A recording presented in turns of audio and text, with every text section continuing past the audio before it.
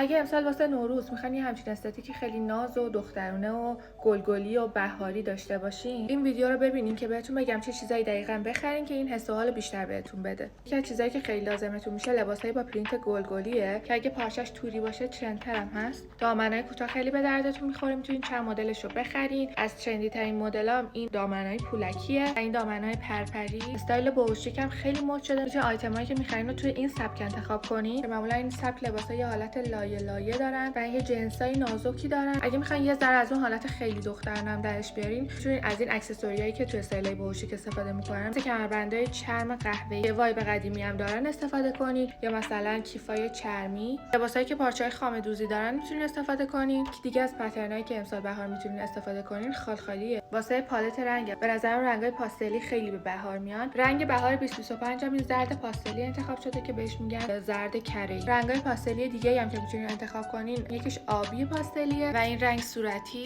پیرن ساتنی که یه خورده ضخیم باشم خیلی به بهار میاد. موی بافته شده یا دیتیل بافت روی لباس خیلی مده و البته این مدلی که این الان استفاده کرده قطعا برای نشون دادن ترنده. لباسایی انتخاب کنین که دیتیل بافت دارن.